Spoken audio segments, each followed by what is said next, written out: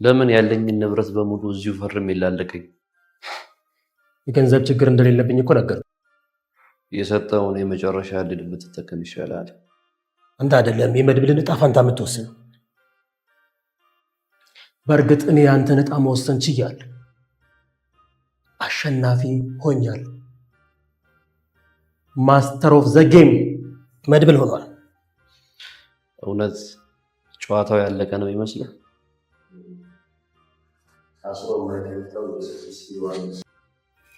ኢንስፔክተር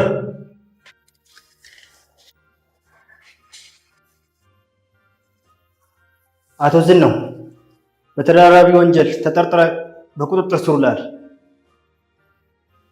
ፍታው።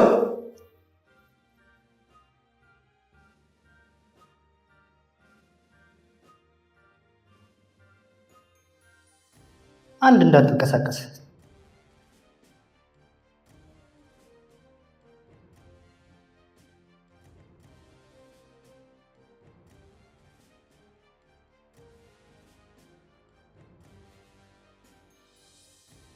ተራመድ ወደፊት፣ ተራመድ።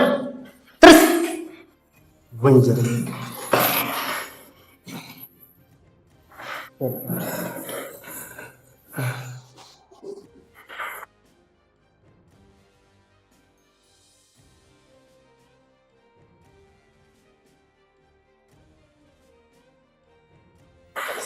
ተነስ፣ ተነስ፣ ተነስ።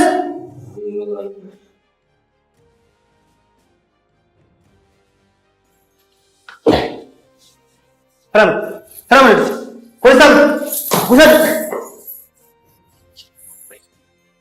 በፍቅር የደመቀው ምሽት በመድብል ዜና ወደ ግራ መጋባት ተቀየረ። መድብል የካሌብ ሰዎች እየተከታተሉት እንደሆነ አውቋል። የሚከታተለውም ሰው ከዝና ጋር አብሮ ይሰራ እንደነበረ ይነግራቸዋል። እርግጠኛ ነኝ ዘሩባቤል መሆኑን ካወቀ ጸቡ ከኔ ጋር ብቻ ነው የሚሆነው ሲል ሁሉም ዘሩባቤል ሲል ያፈጥበታል። ለሁሉም ዘሩባቤል የሚለው ስም አያውቁትም።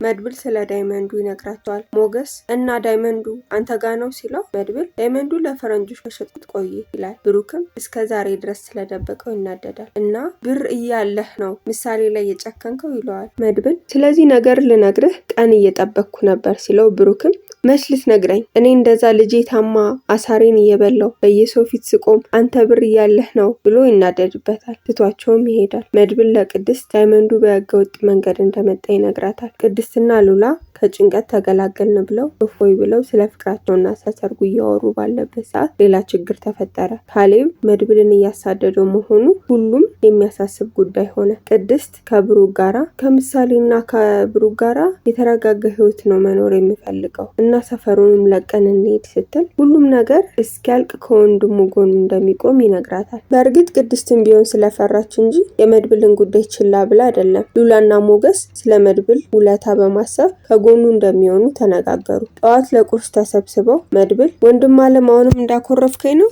አራስ ታርቁኝ ይላል። ብሩክ በእርግጥ ቂም አልያዝኩብህም ነበር ይለዋል። መድብል ይልቅ ስለ ሰርጉ እናውራ ሲል ብሩክ እንደዚህ ውጥረት ላይ ሆነን ነው ስለ ሰርጉ የምናወራው ሲለው መድብል ማንም ውጥረት ውስጥ የገባ የለም የካሌብ ጉዳይ እንደሆነ ከአሁኑ መላ ያበጀውለት ነው። እየተከታተለኝ የነበረው ከዝና ጋር የማይጠፋው ሰውዬ ነው። እሱ ነው ሲከታተለኝ የነበረው ይመስለኛል። የዝናን ቦታ ለሱ የሰጡት ይመስለኛል። ስለዚህ ሰውየውን በገንዘብ ገዝቼ እንደ ከበር አብሮኝ እንዲሰራ አድርገዋለሁ። እሱን ያስኩ ማለት ካሌብን በእጅ እንዳያስኩት ቁጠሩት ይላል።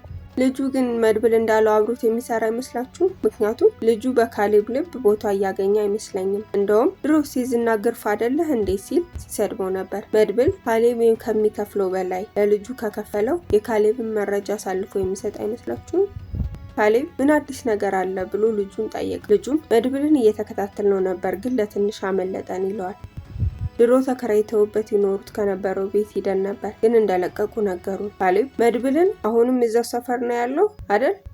እሺ የሱ ይሁን የትትና ጉዳይ ምን ላይ ደረሰ ሲለው ልጁ እሷንም እየተከታተልናት ነው አለው። በምላሹ የተናደደው ካሌብ ቆይ እናንተ እየተከታተልን ነው እየሞከርን ነው እየጣርን ነው ከሚለው ቃል ውጭ ምንም አታውቁም ብሎ አፈጠጠበት። ትሰማለህ እኔ ውጤት ብቻ ነው የምፈልገው ብሎ ሲጋራውን ይስባል። ልጁን ልብስ ቀይሮ እንዲወጣ ያዘዋል። ካሌብ ግን ልጁን ልብስ ቀይሮ እንዲወጣ ያዘዘው ሰዎች እየተከታተሉ ከሆነ ለማደናገር አይመስላችሁም? ካሌብ ግን ጥንቁቅ ሰው ነው። በቀላሉ በመድብል እጅ የሚገባ አይመስለኝም። ማህሌት ያጭበረበረችው ባለሀብት ወደ ካሌብ ቤት ይመጣል። ካሌብ እሺ አቶ ሀብቶም፣ እኔ እኮ ክለቤን ብቻ መስሎኝ ነበር የምታውቀው፣ ለካ ቤቴንም ታውቀዋለህ። ለማንኛውም እንኳን ደህና መጣ። ደግሞ ያች ማህሌት የምትባል ያን ሁሉ በደል አድርሳብህ ድጋሚ እሷን ልታገኝ መሞከርህን ሰማ። ቆይ ምን አይነት ሴት ብትሆን ነው ሀብቶም? ስለዛች አጭበርባሪ ሴት አታንሳብኝ። የባለፈው ሳያንሳት ድጋሚ 3 ሚሊዮን ብር ልታጭበረብረኝ ነበር እኮ። ይልቅስ ሌላ ደንበኛ እንዳታስቀይምብህ ብትቀጣት ይሻላል። ስለሷ ላወራ አይደለም አሁን የመጣሁት አብረን እንድንሰራ ነው። ያለኝን ብር እጥፍ ማድረግ እፈልጋለሁ ብለዋል። ማህሌት ብር ከመርዞ ደላለው ልትቀበል፣ መርዞ ደላለው ደግሞ ያለውን ብር አጠፋፍቶ ከማህሌት ያለውን ቀሪ ገንዘብ ለመቀበል ሲፈልጋት መንገድ ላይ ተገናኙ። ማህሌት ብሯን እንደተዘረፈችና ብር እንዲሰጥ አስጠይቀው በይበይ አትቀልጂ፣ ቀሪ ገንዘቤን አምጪ፣ ካልሆነ ለአቶ ሀብቶም ነው ደውዬ የምናገረው ሲላት ለምን አትነግረውም? ሁሉም ነገር አብቅቶለታል ብለዋለች። የነመድብል ቤተሰብ ተሰብስበው ሻይ እየጠጡ ያለ ዳጣ ትመጣለች። ምን ነው ቤቱ ፈዘዘ? ሞቅ ሞቅ አድርጉት እንጂ። ደግሞ እናንተ ዝና ከተሰራላችሁ በኋላ መሯሯጥ ስታቆሙ ወፈራችሁ አይደል ብላ ሉላና ሞገስን ትፎግራቸዋለች። ሞገስ እኔ የምለው ዛሬ አይደል እንዴ ከመርማሪው ጋር ቀጠሮ አለኝ ያልከው ብሎ ጠይቀዋል። መድብል አዎ መርማሪዎች መተው ዝናን ዛሬ ይወስዱታል። እንግዲህ ለአንዴና ለመጨረሻ ጊዜ አንደኛውን ሰንኮፍ እንገላገለዋለን ሲል ዳጣ እንዴ ምን ማለት ነው? ሌላ የማናውቀው ሰንኮፍ አለ እንዴ አለች። ሞገስ አረ ምንም የለም እንዲሁ ለጨዋታ ብሎ ነው ሲል ያስቀይሳታል። ዳጣ እሺ ታዲያ ሰርጉ መቼ ነው? መች ተወሰነ ትላለች። መድብል የቅዱስ ቤተሰቦች የላክነውን ጥሎሽ ወደውታል። የሰርጉ ቀንም ቆርጠዋል። ከ3 ሳምንት በኋላ ብለዋል። ዳጣ መሀሌትን እንዳገኘቻትና ያለችበትን ሁኔታ በዝርዝር ነገረቻቸው። መድብል እንግዲህ ምን ማድረግ ይቻላል? ብዙ እድል ሰተናት ነበር። ከዚህ በኋላ እግዚአብሔር ይርዳሽ ከማለት በስተቀር ምን ማድረግ ይቻላል አለ። መድብል አቶ ዝና ልሰናበት ነው የመጣሁት ይለዋል። ዝና እባክህ ስለ ወንድ ልጅ አምላክ ከቻልክ ተሎ አሰናብተኝ። መድብል እሱንማ መቼም እንደማላረገው ነግሬያለሁ። እግሬ ላይ ተንበርክከ ብትለምነኝ እንኳን አላደርገውም። ዝና ለምን ያለኝን ንብረት ፈርሜላ አትለቀኝም? መድብል የገንዘብ ችግር እንደሌለብኝ እኮ ነገርኩ። መንግስት የያዘብኝን ብር በሙሉ ሁኔታዎችን አጣርቶ ለቆልኛል።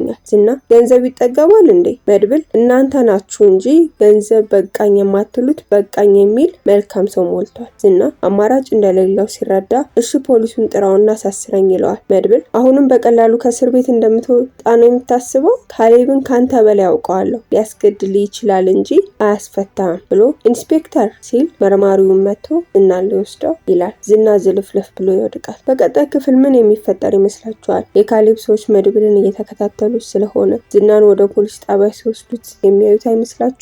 ሀሳብና አስተያየታችሁን በኮሜንት አሳውቁ። ሰብስክራይብ በማድረግ ቤተሰብ ይሁኑ።